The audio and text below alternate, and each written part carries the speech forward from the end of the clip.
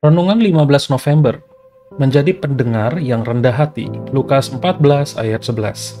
Karena setiap orang yang meninggikan diri akan direndahkan, dan yang merendahkan diri akan ditinggikan. Yesus mengingatkan kita di sini untuk jadi pribadi yang rendah hati, bukan cuma dalam sikap, tapi juga dalam cara kita berkomunikasi. Kadang kita terlalu cepat merasa diri paling benar atau paling tahu. Kita mungkin berpikir, saya tahu yang paling baik.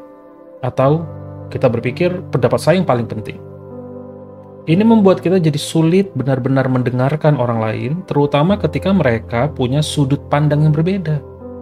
Padahal, sikap rendah hati dalam mendengarkan itu penting supaya hubungan kita dengan orang lain bisa lebih baik dan terhindar dari konflik yang tidak perlu. Menjadi pendengar yang rendah hati sebenarnya tidak selalu mudah. Misalnya saat kita ngobrol atau diskusi dengan teman, pasangan atau keluarga, seringkali kita ingin langsung menyela atau mengemukakan pendapat. Langsung. Atau mungkin ketika mereka cerita, kita malah fokus siapkan jawaban daripada mendengarkan. Atau malah pengen membuat cerita yang lebih seru lagi, yang lebih hebat lagi daripada cerita orang itu. Akhirnya orang lain tidak merasa didengarkan dan akhirnya lama-lama mereka enggan cerita atau merasa kita itu tidak peduli sama mereka.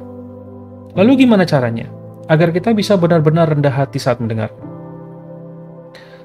Kita harus belajar mengutamakan mendengar, lebih banyak mendengar daripada menjawab. Artinya, tiap kali ada orang yang bicara, fokus dulu untuk dengar tanpa pikirkan respon kita. Saat teman atau pasangan cerita, tahan diri untuk tidak langsung beri saran, beri kritik, atau memberikan cerita kita sendiri. Kecuali jika memang mereka meminta pendapat atau menanyakan sesuatu ke kita. Alih-alih buru-buru menjawab, kita bisa menanggapi dengan kalimat sederhana. Oh, kamu merasa? Oh, itu yang kamu rasakan. Oh, itu yang kamu pikirkan. Oh, jadi? Lalu? Gimana selanjutnya?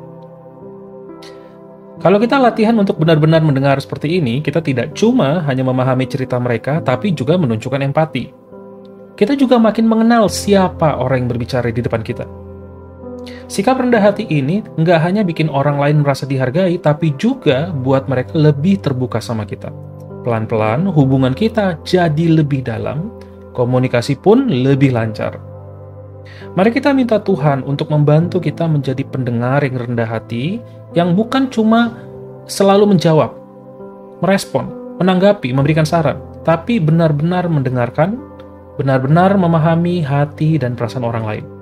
Semoga kita bisa jadi pendengar yang tidak cepat menghakimi atau juga menyela, tapi menjadi pendengar yang selalu memberi ruang bagi mereka agar mereka merasa benar-benar didengarkan oleh kita.